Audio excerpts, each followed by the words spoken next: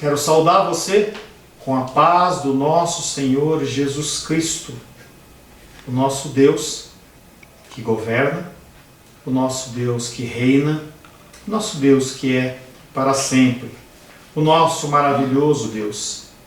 Ele é fiel, Ele tem guardado todos os seus caminhos, e apesar de algumas vezes você se sentir longe dele, ou ele longe de você, ele está junto de você, porque ele é fiel. Ele não abandona as suas pessoas, os seus filhos, e de uma maneira particular ele tem te guardado e te abençoado. Nesta manhã nós estamos iniciando mais uma vez a Escola Bíblica Dominical, e nós mais uma vez vamos fazer uma dobradinha de Gálatas. Tá? Quero convidar você a abrir Gálatas capítulo 6.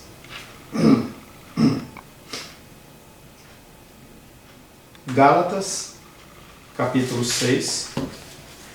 Lembro você que deixe suas perguntas, se possível, no WhatsApp da igreja, tá?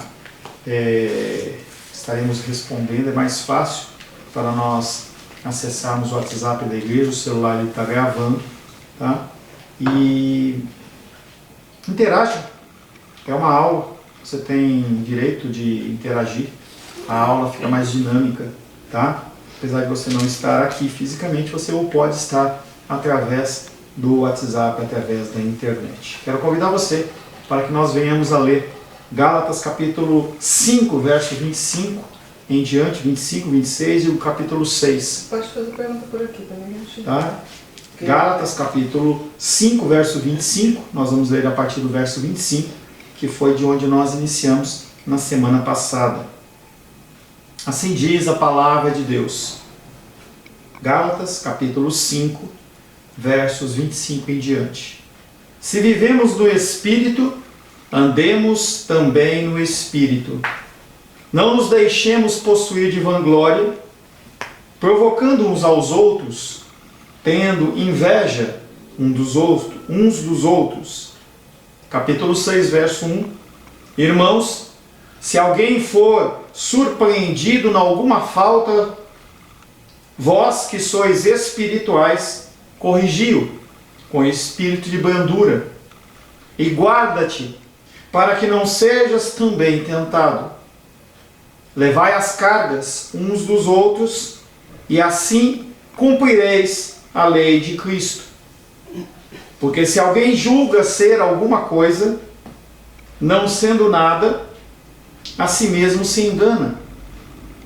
Mas prove cada um o seu labor, e então terá motivo de gloriar-se unicamente em si, não em outro. Porque cada um levará o seu próprio fardo. Mas aquele que está sendo instruído na palavra, faça participante de todas as coisas boas aquele que o instrui. Palavra do Senhor. Amém? Amém. Semana passada, fazendo o nosso breve resumo, nós iniciamos, ou melhor, finalizamos o capítulo 5 de Gálatas. E nós começamos a falar sobre a aplicação de Gálatas 1, 2, 3 e 4 até o verso 23, 24. Em que o apóstolo Paulo ele instrui, o apóstolo Paulo ele ensina, e agora ele dá duas instruções finais. E ele fala como que nós vamos conseguir alcançar a aplicação do fruto do Espírito, como que nós vamos conseguir matar a nossa carne, qual que é o caminho da verdadeira vitória cristã. E ele resume falando de 2 passos. E ele fala que nós devemos crucificar a nossa carne. Falamos na semana passada e em outros encontros que as pessoas elas muitas vezes se colocam numa forma passiva, como se o Espírito Santo fosse fazer tudo e ele não vai fazer. Infelizmente, ele não vai fazer. Não adianta você pedir para Deus tirar isso, tirar aquilo. Essa função é sua. Porque o trabalho de Cristo foi morrer na cruz por você. Então você tem poder, autoridade para dizer não ao pecado. E o Espírito Santo, ele te instrui, ele te sinaliza. Mas quem tem que crucificar a sua carne é você. Não é o seu pai, não é a sua mãe, não é o seu filho, não é o seu marido, mas é você. Não é uma coisa feita a nós, mas é uma coisa feita por nós. Quem crucifica a carne é você. Em Marcos 8,34 nós lemos que se alguém quiser vir após Cristo, tome a sua cruz e siga. É você que toma a sua cruz. É você que pega ela. É você que a carrega durante toda a sua vida. Tomar a cruz fala de renúncia. Fala de você identificar as coisas que são nocivas na sua vida e você dizer não. Você precisa dizer não. A renúncia, o tomar a cruz, faz parte da sua caminhada. Não coloque este fardo sobre o Espírito Santo, porque não é dele. Não coloque sobre a figura de Deus Pai, porque não é dele. Tampouco de Jesus Cristo. Essa função, ela é sua. A crucificação não era uma forma agradável de execução. Era reservada para os piores criminosos. E Jesus Cristo fala para você: tome a sua cruz. Você entende que você não é essa flor do campo que exala um bom perfume, mas você é alguém que é digno de crucificação? A carne não é nada respeitável e não deve ser tratada com cortesia. Se você continuar mimando a sua carne, ela vai tomar o controle. A nossa carne é uma coisa tão maligna que ela merece a crucificação. A nossa rejeição da velha natureza, ela também será dolorosa. É difícil você dizer não. É difícil você abrir mão de costumes e formas de agir que você tinha antes. E eu não estou dizendo dentro do âmbito de igreja, porque eu e você, no âmbito de igreja, nós somos cristãos demais. Nós comparecemos aos cultos. Nós abençoamos, auxiliamos. Mas, e fora da igreja? É lá que você tem que dizer não também. A crucificação era uma forma de execução acompanhada de intensas dores. O processo de transformação de você da velha carne para o novo espírito, ela é dolorosa. A rejeição da nossa velha natureza, ela tem que ser algo decisivo. Você tem que dizer não e parar. Não adianta você ficar postergando. Aí eu vou largar aos poucos, não dá. Você é muito mais fácil atraído do que você conseguir rejeitar. Se você não tomar uma decisão, e a gente em aconselhamento bíblico chama isso de amputação radical, ou você corta este mal, ou ele vai tomar conta de todo o seu corpo. A morte pela crucificação, ela era lenta, mas ela é certa. Quando um criminoso era pregado na cruz, ele ficava ali até morrer. E os soldados, eles ficavam ali para impedir que aquele corpo saísse da cruz antes que estivesse realmente morto. O seu dever é evitar que a sua carne desça da cruz, que você perca o controle. Você tem que tomar controle da sua vida. Além de crucificar a carne, o apóstolo Paulo fala que você deve andar no Espírito. Ser guiado pelo Espírito por toda a vida. É uma ação dele. É ele que te fala, não é por esse caminho. E você sabe, você sente, você sabe quando você está fazendo algo errado. E cada vez mais o Senhor ele tem trazido essa consciência e esse tempo entre o seu pecado e o seu arrependimento ele tem reduzido. E tem que chegar a zero. Para que quando chegar a zero você comece a premeditar aquilo que vai acontecer e você abandone. Nós devemos ser guiados pelo Espírito toda a vida, mas também nós devemos andar no Espírito, ou pelo Espírito também toda a nossa vida. É algo que nós fazemos na dependência dele. Nós temos que colocar nossas dúvidas na presença dele. Mas após ele afirmar e ensinar você, você tem que tomar a decisão e caminhar.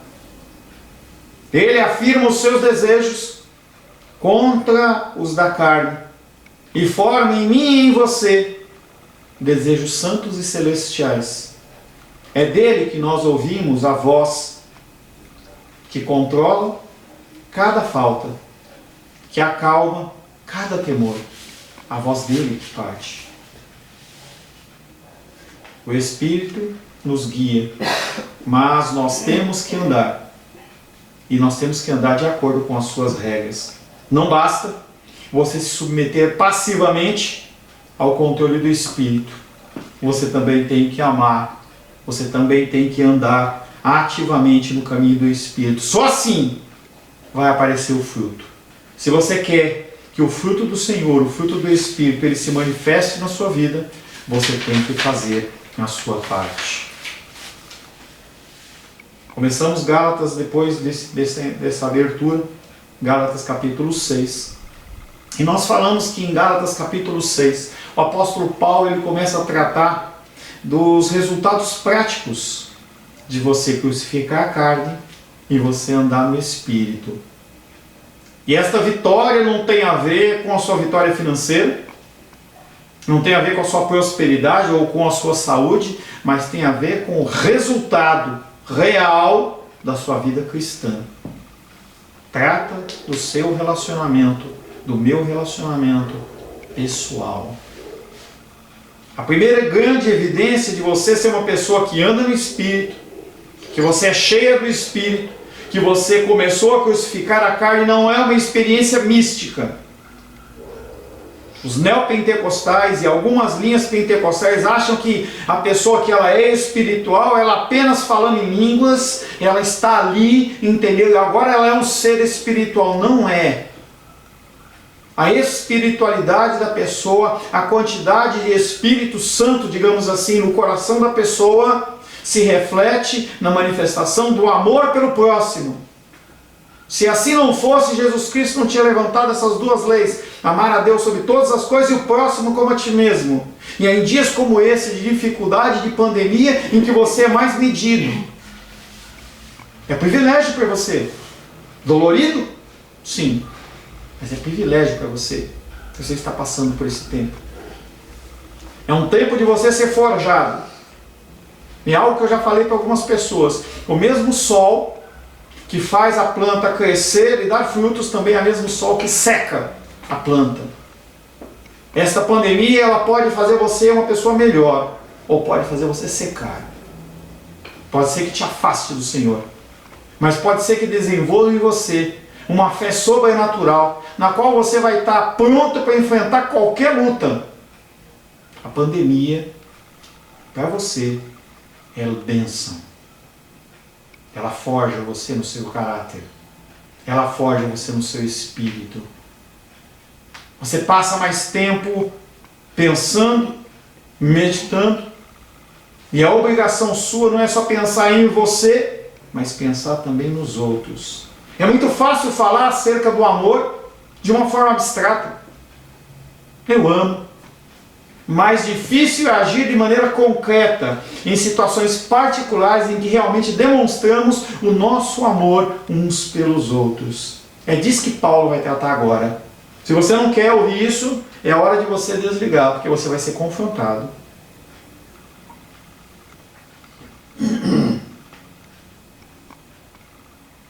Como os cristãos devem tratar os outros? Verso 26. Ele diz assim: não nos deixemos possuir de vanglória. Vanglória é presunção. É você achar que você é melhor do que os outros. Não nos deixemos possuir de vanglória, provocando uns aos outros. Ou, não tem o ou aí, mas vírgula, ou tendo inveja uns aos outros, uns dos outros. E aí o apóstolo Paulo ele vai criticar duas posições. Primeiro, você achar que você é melhor. E você ficar provocando os outros. E outro é você invejar os outros. Este é um versículo muito instrutivo porque mostra que a nossa conduta para com os outros é determinada pela opinião que nós temos de nós mesmos. Tanto a ação da vanglória ou presunção, como a inveja, parte de quem você acha que você é.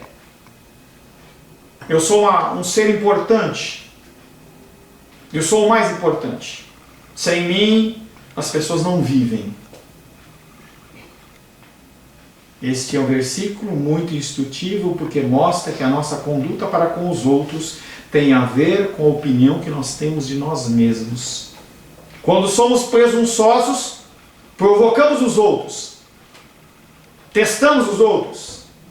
Essa palavra fala de uma pessoa cuja opinião de si mesma é vazia, vã ou falsa. Ela acalenta uma ilusão acerca de si mesmo ou é simplesmente convencida. Agora, quando somos convencidos da nossa superioridade, nosso relacionamento com os outros fica sujeito a ser envenenado. Na verdade, quando os relacionamentos com os outros se deterioram, o convencimento é quase sempre a causa básica. Você acha que você é melhor que os outros e você fica provocando. Você quer competir. Vamos ver quem é mais espiritual? Vamos ver quem lê mais, quem ora mais, quem dá mais dízimo, quem faz isso, quem faz aquilo outro. As pessoas que têm esse sentido de vanglória, elas vivem provocando os outros. Ela acha que ela merece mais. Ela merece além do que ela já tem, ela merece o louvor das pessoas. Não basta ela achar que ela é boa demais. Os outros também precisam achar. Eu preciso mostrar para os outros que eu sou melhor, que eu sou mais espiritual. Segundo Paulo, quando somos convencidos, somos levados a fazer duas coisas. Ou nós provocamos, ou nós temos inveja. Primeiro nós provocamos. Esse verbo significa desafiar alguém para uma competição. Implica em dizer que temos tanta certeza da nossa superioridade que desejamos demonstrá-la.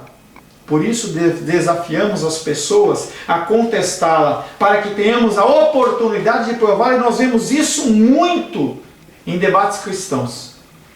Nós vimos muito isso na televisão. As pessoas, elas enchem o peito e falam: vem. Golias fez isso. Eu sou o maior. Eu sou o poderoso. Eu desafio qualquer um de vocês a vir guerrear comigo. Davi encaixava-se numa situação totalmente diferente. Ele era uma pessoa que era dependente do Senhor. E ele enfrenta aquele homem. Mas Golias não. Segundo, invejamos os outros. Invejamos seus dons. Invejamos as suas realizações. O que o apóstolo diz aqui está inteiramente de acordo com a nossa experiência. É eu e você, purinho.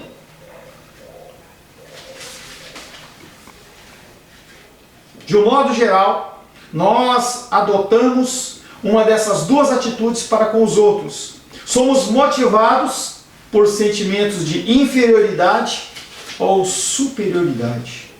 E os dois dentro de um viés negativo. Porque enquanto você acha que você é menor, como João Batista, importa que ele cresça e eu diminua, é algo extremamente positivo, você tem que desenvolver isso na sua vida. E assim você mata a sua carne, assim você mata a sua vontade, o seu desejo, a necessidade de ter mais e achar que você pode ter mais e você merece mais. Falava essa semana com algumas pessoas, cuidado com as finanças. Às vezes as pessoas elas acabam trocando aquilo que é abençoado por aquilo que não é abençoado. Eu vi uma série essa semana de uma mulher importante no meio dos Estados Unidos, em que ela cuidava de produtos de beleza. E a vida dela era simplesmente crescer, enriquecer, criar um seu legado. Acabou a sua vida com a sua enfermidade de tanto trabalhar, sua filha homossexual, casamento destruído. Será que valeu a pena? Será que valeu a pena esse rolo compressor de ter que passar por cima de tudo? Acho que não. Somos motivados por sentimentos de inferioridade ou superioridade. Se por outro lado nós as consideramos superiores a nós, nós ficamos com inveja. Se por outro lado nós consideramos elas superiores, nós ficamos com inveja, e como a inveja, ela é algo que é destrutivo. Você começa a medir a pessoa e olhar para a pessoa de uma maneira tão nociva e tão danosa. Nos dois casos, a nossa atitude é por causa da vanglória ou convencimento. Temos uma opinião tão cheia de fantasias a nosso respeito que não suportamos os rivais. Por que a teologia reformada ela é tão abominável para as pessoas?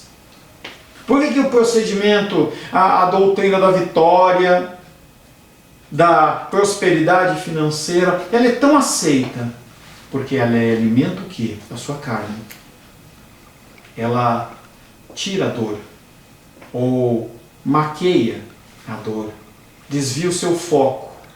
O que era importante para você deixa de ser importante, e eu vou me preocupar com outras coisas.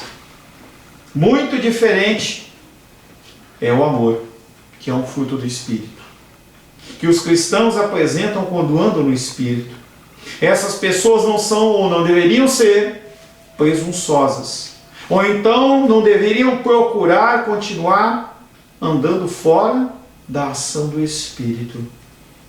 Os cristãos verdadeiros não pensam sobre si mesmos mais do que deveriam pensar, mas pensam com moderação. Romanos 12:3, abre aí por gentileza. Romanos 12:3.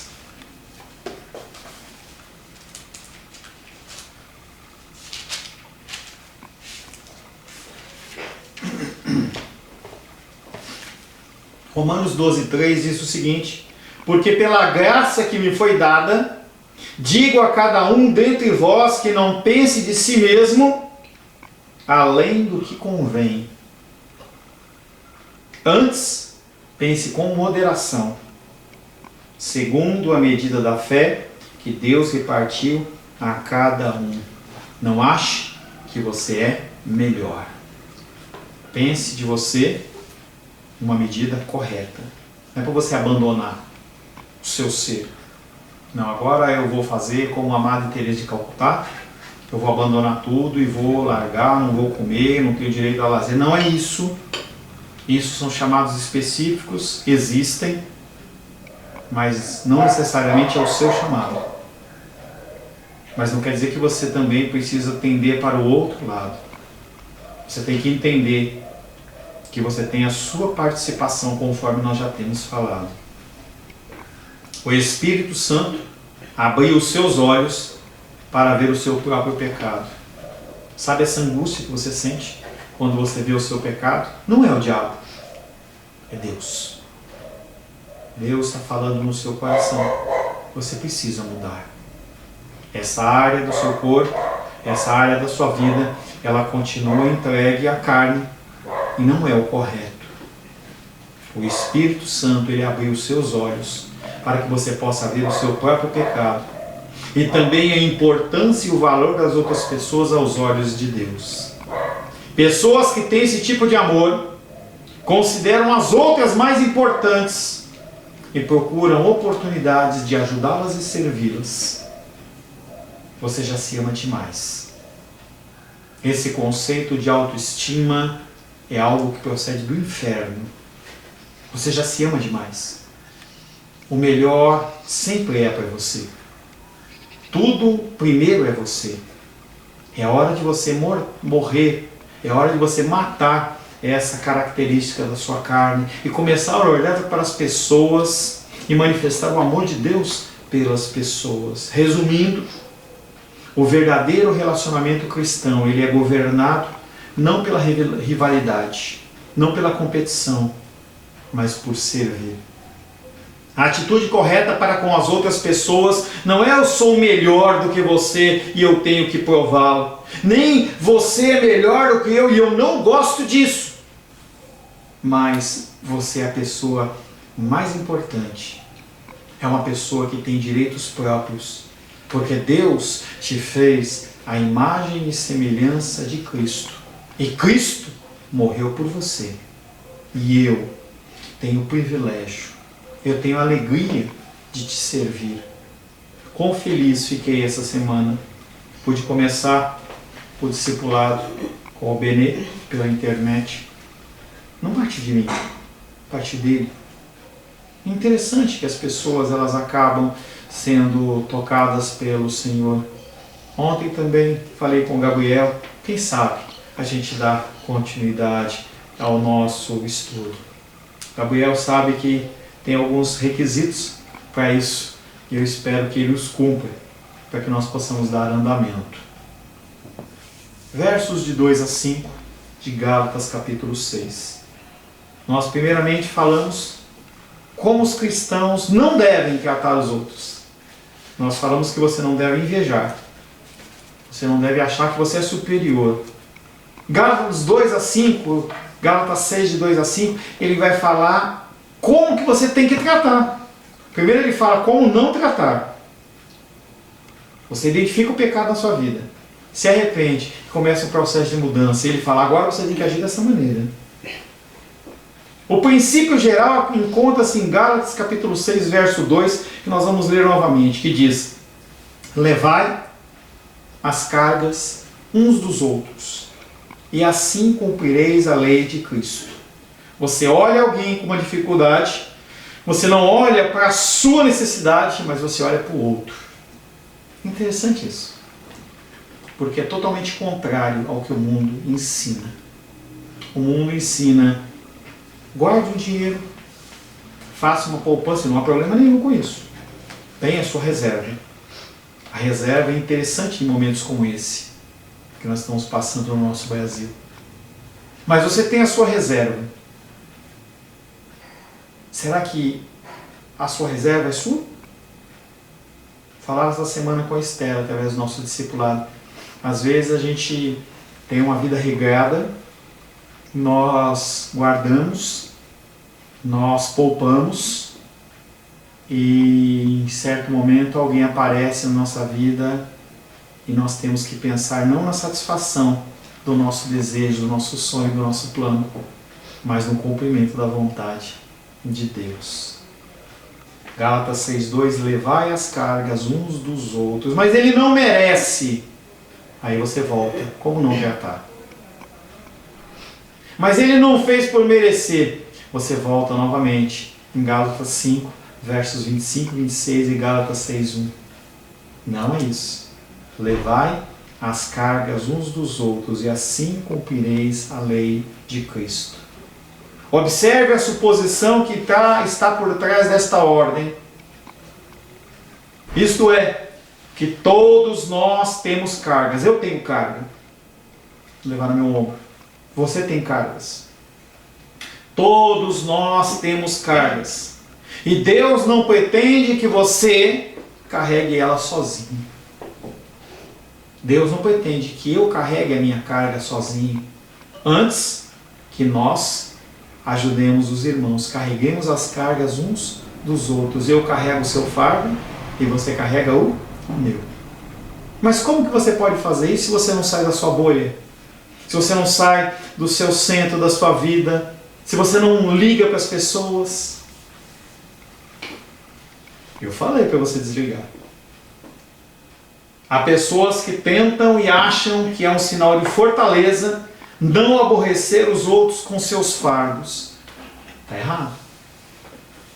Eu lembro que mais de uma pessoa, mas uma em especial, não preciso citar o nome, ela falava assim: eu não oro, quando eu oro a Deus eu não peço nada, porque Deus sabe tudo, e Ele sabe mesmo. A palavra de Deus diz que antes que o teu pensamento chegue à sua boca, Ele já sabe. Ele é um Deus que conhece todas as coisas. Mas existem fardos, alguns mais pesados e outros mais leves. E Deus não quer que você carregue esses fardos sozinhos. Para isso você precisa compartilhar. Encontre pessoas fiéis, pessoas que são confiáveis, e compartilhe as suas dificuldades. Compartilhe os seus fardos. Outros nos dizem Abra em Salmo 55, 2.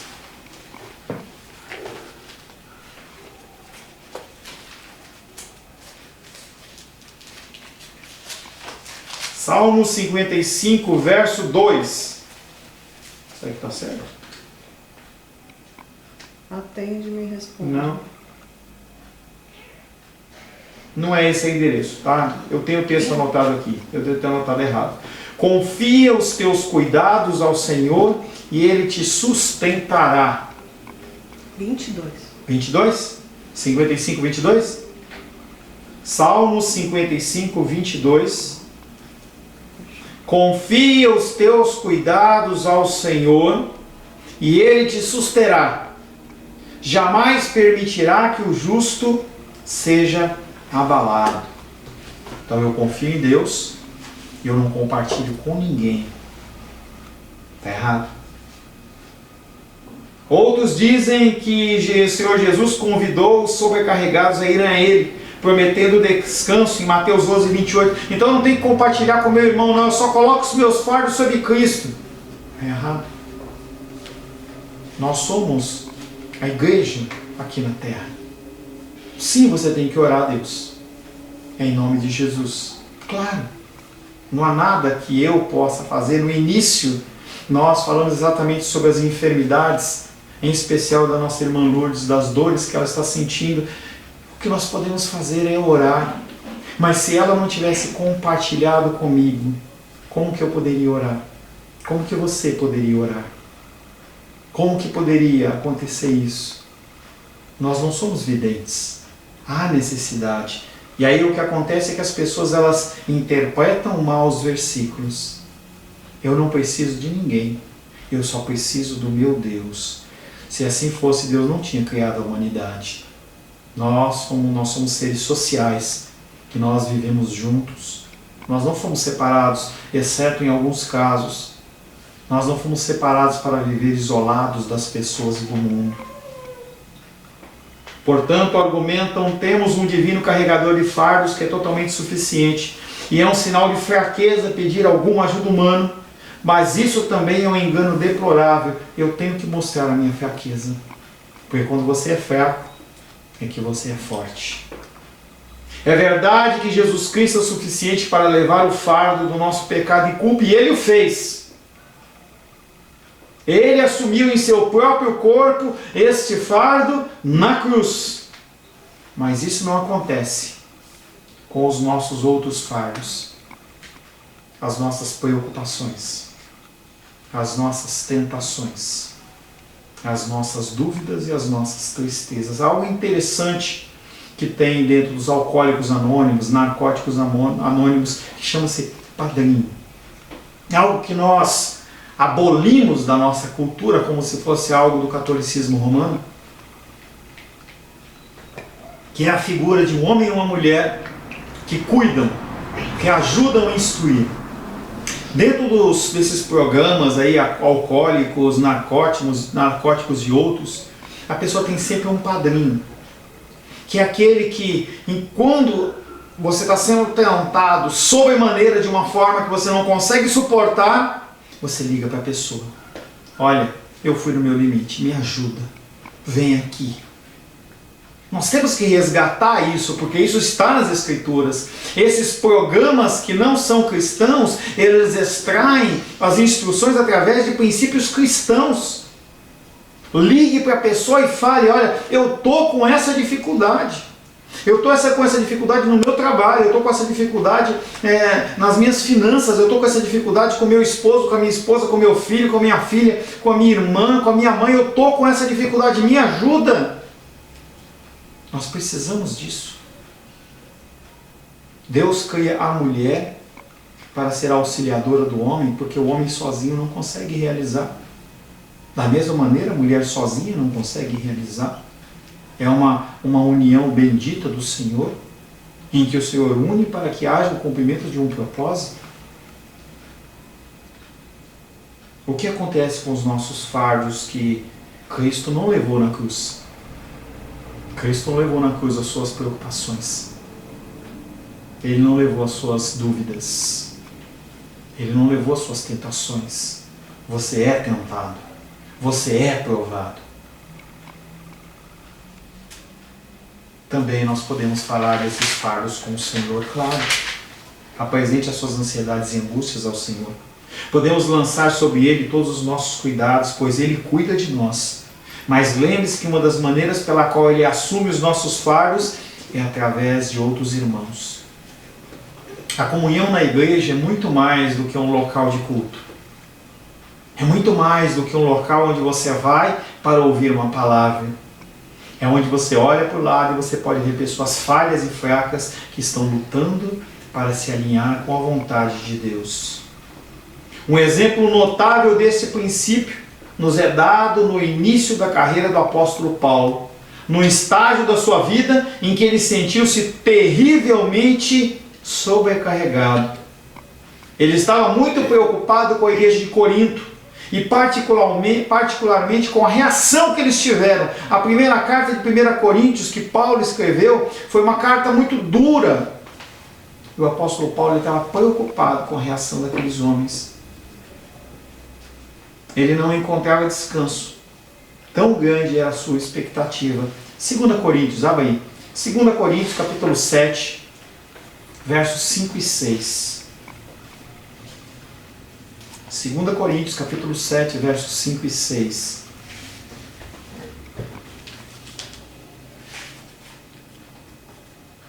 Assim diz a palavra de Deus, 2 Coríntios, capítulo 7, versos 5 e 6. Porque chegando nós à Macedônia, nenhum alívio tivemos. Pelo contrário, em tudo fomos atribulados, lutas por fora, temores por dentro. Porém Deus, que conforta os abatidos, nos consolou com o quê? Como que Paulo foi consolado? Ele tinha a tribulação de lutas por fora, ele tinha temores por dentro, ele apresenta as lutas dele perante o Senhor, e quem o consola? Foi um anjo? Não. Porém Deus, que conforta os abatidos, nos consolou com a chegada de Tito. Tito foi aquele que trouxe as notícias da igreja de Corinto e acalmou o coração de Paulo. O consolo de Deus não lhe foi dado por meio da sua oração particular, enquanto esperava no Senhor, mas através de um amigo, e através das boas notícias que ele trouxe. É claro que quem levou aquele irmão lá foi Deus. Nós somos instrumentos do Senhor. A amizade humana, através da qual levamos os fardos uns dos outros, faz parte do propósito de Deus para o seu povo. Assim não deveríamos guardar nossos fardos para nós mesmos, mas antes procurar um amigo cristão que possa nos ajudar a carregá-los. Cuidado com quem você fala. Nem todo é irmão. Nem todo tem maturidade para ouvir o que você tem a falar. Talvez você escandalize essa pessoa. Talvez ela não tenha a fé necessária, o conhecimento necessário, a capacitação necessária para lidar com o que você vai falar. Então você tem que ter cuidado. É um zelo para com as vidas. Você precisa ter zelo, inclusive, com quem você fala. Às vezes você, no rompante de resolver uma situação, muito mais você cria um problema do que você ajuda. Através destes fardos que ajudamos a carregar, nós cumprimos a lei de Cristo. Paulo levemente retoma o problema dos judaizantes que tratamos de Gálatas capítulo 1 até agora, pois algumas exigências da lei são chamadas de fardos do Novo Testamento. Lucas 11:46.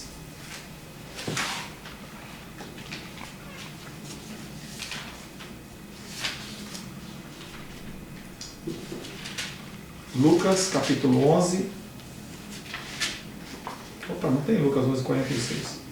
Ah, tem. Tem Marcos.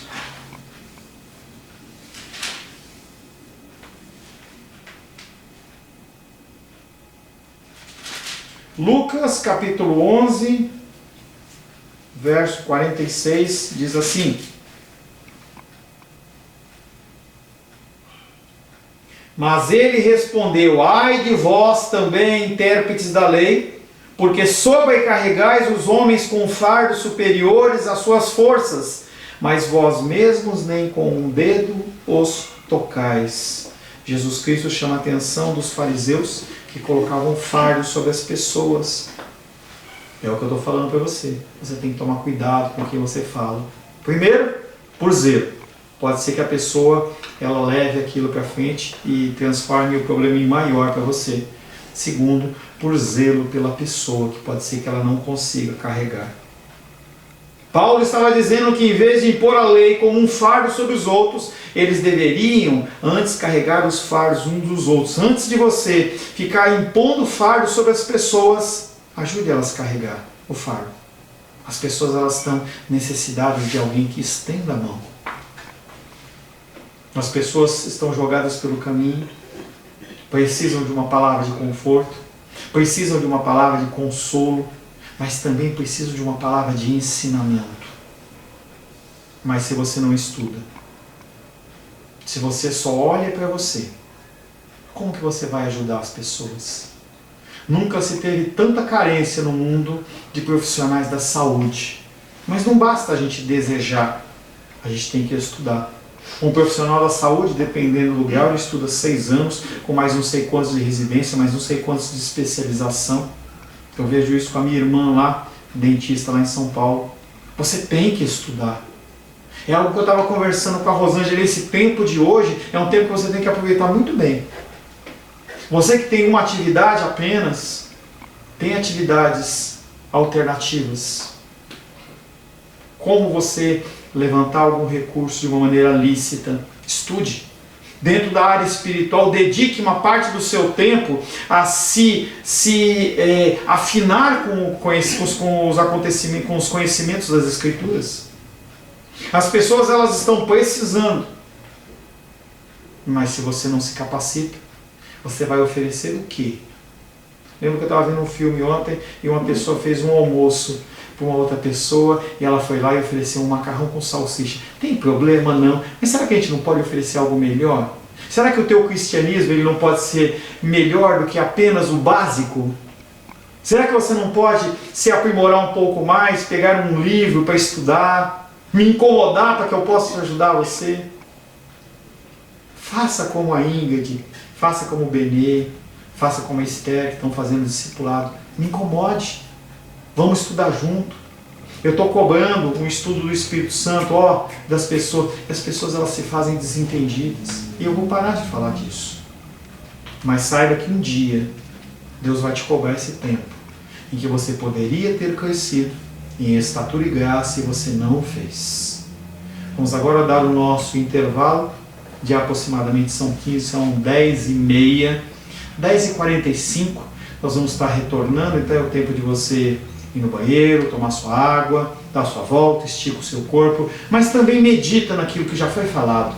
Não perca aquilo que já foi falado, para que nós possamos retornar daqui a 15 minutos nessa mesma pegada e você possa ser um pouquinho mais forjado segundo a graça de Deus. Deus o abençoe. Até daqui a 15 minutos, se Deus assim o permitir.